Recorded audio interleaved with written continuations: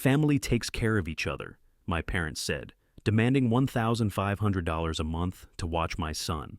But when I stopped paying, they refused to see him at all. For years, they drilled it into my head. Family helps family.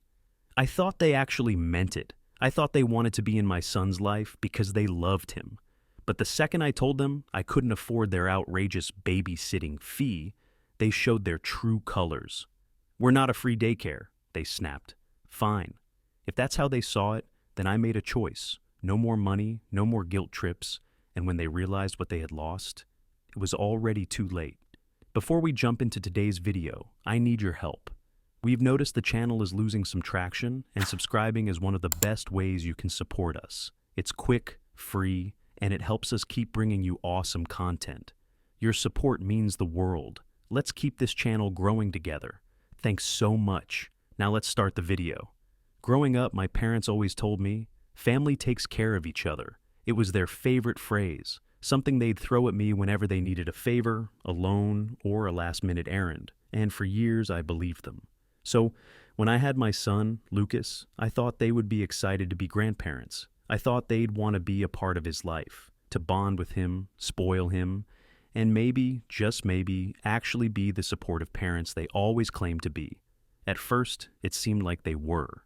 When I had to go back to work, my mom volunteered to watch Lucas during the day. "It'll be great," she said. "I'd love to spend more time with my grandson." I was relieved. I couldn't afford daycare, and knowing my son was with family made me feel at ease. But a month in, everything changed. One day, my mom sat me down at the kitchen table. My dad stood behind her, arms crossed. I could tell from the look on their faces that something was wrong.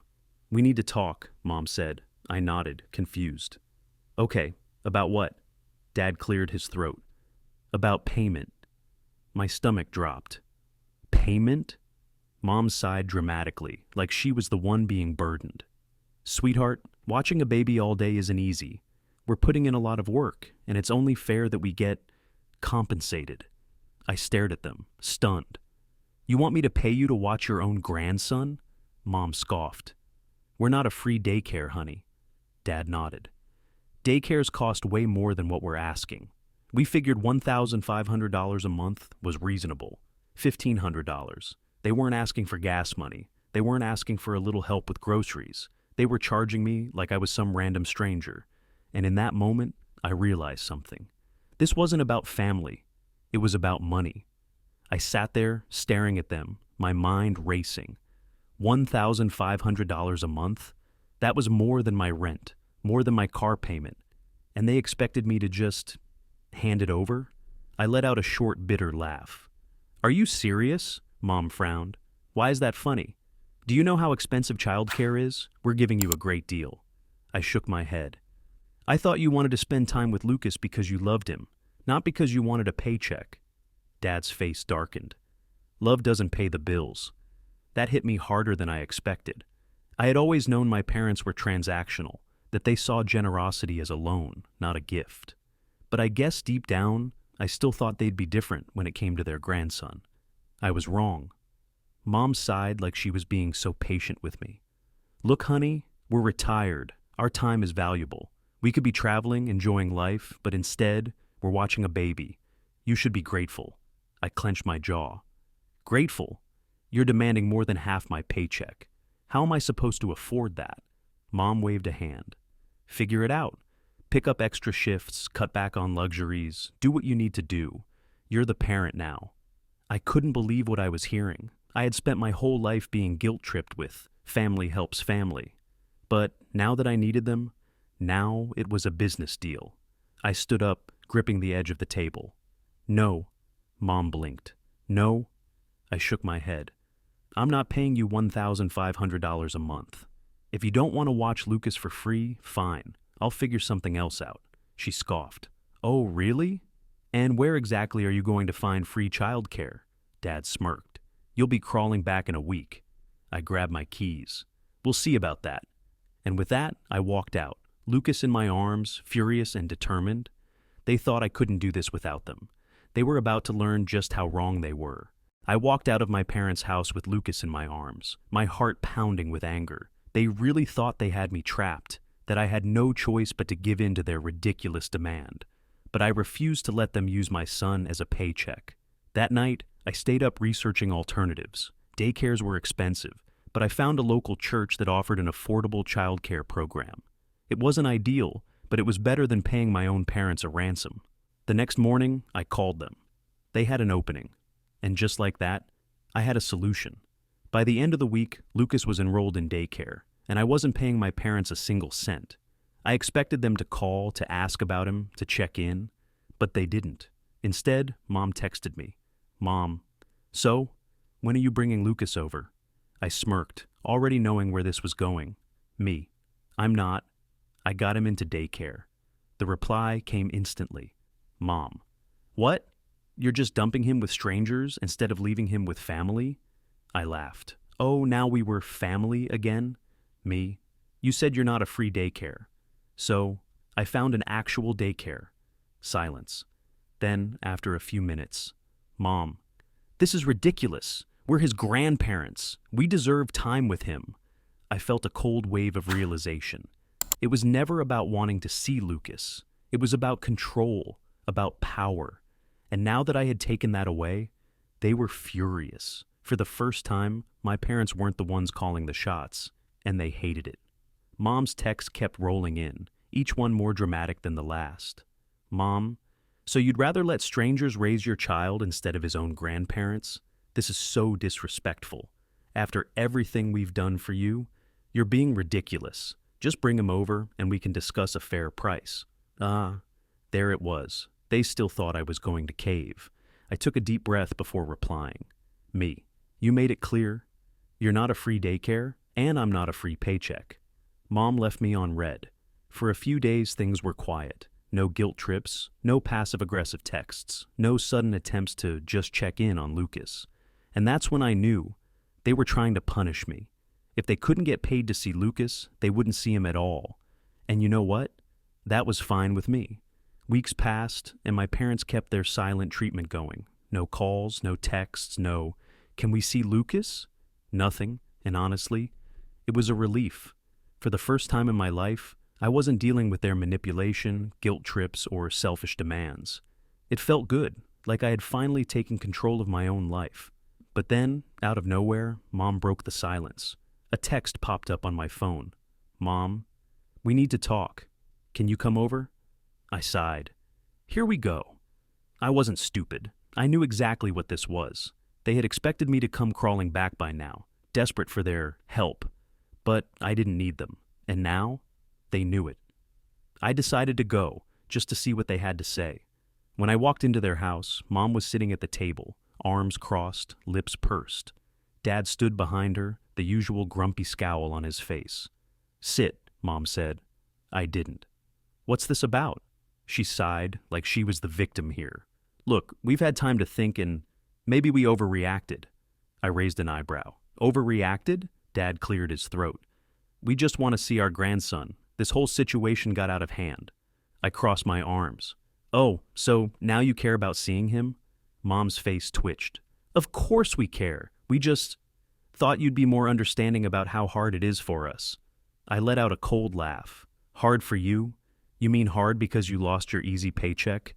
Dad's jaw tightened. "That's not fair." I cut him off. "No, what's not fair is trying to charge your own son $1,500 a month just to see his kid." They said nothing, because they had no defense. And in that moment, I knew. I wasn't here to negotiate. I was here to end this. I stared at them, waiting for them to admit the truth, waiting for some kind of real apology. But none came. Instead, Mom sighed dramatically, like this was all my fault.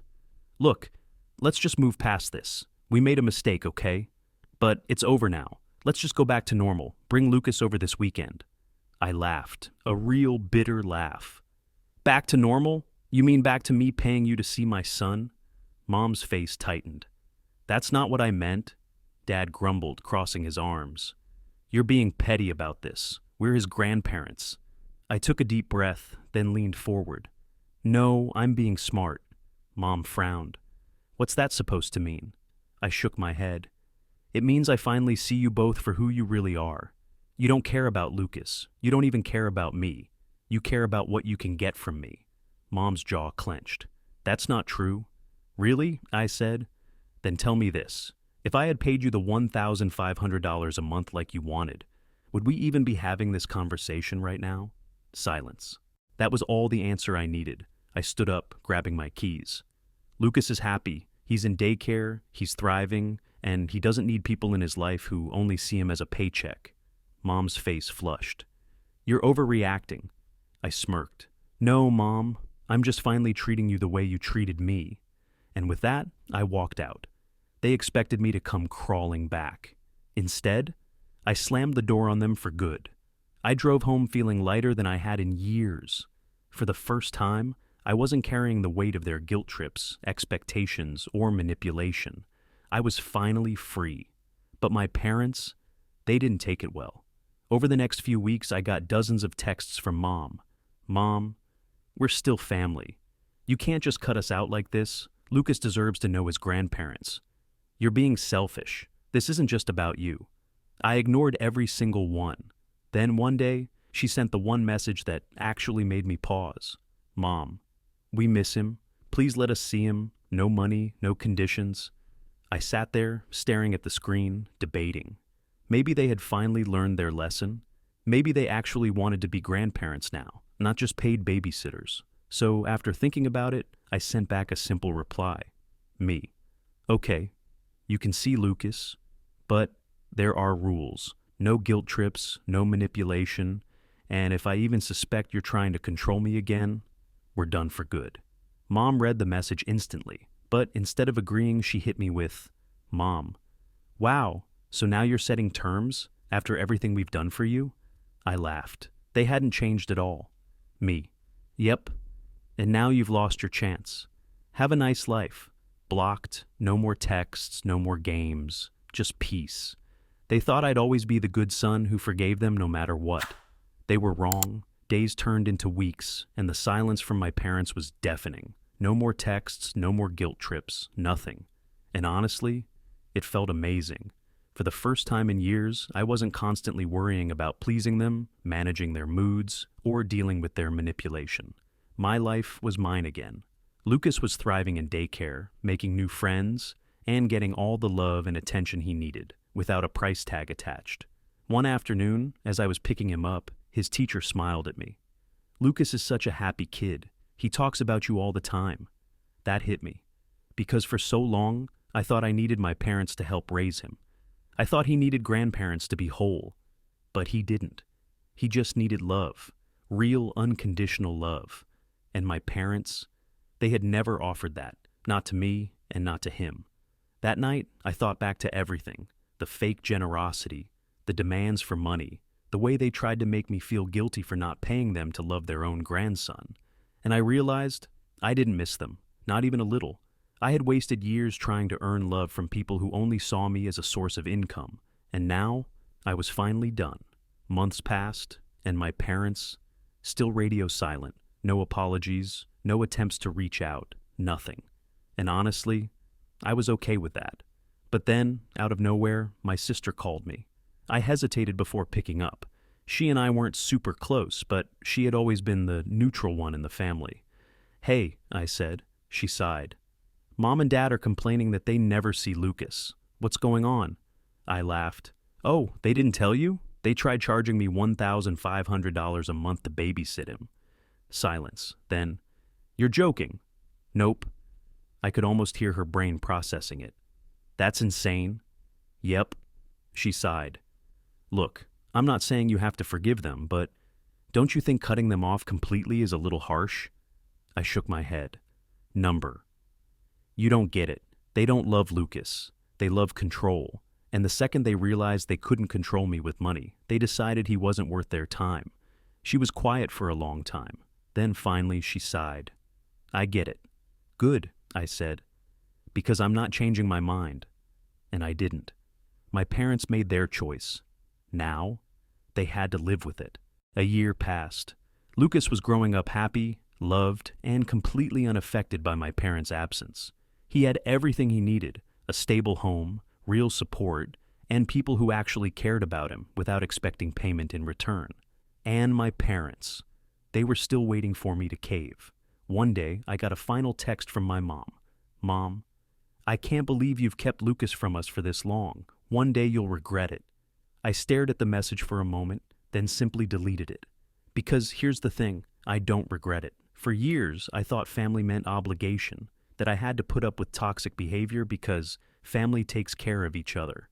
But what I finally realized, real family doesn't put a price tag on love. And if my parents couldn't understand that, they didn't deserve to be in our lives. Family isn't about blood, it's about actions. My parents had every chance to be part of Lucas's life. They chose money over family. And when I finally stopped playing their game, they threw a tantrum like a child who lost their favorite toy. Have you ever had family try to manipulate you like this? Drop your stories in the comments. I'd love to hear them.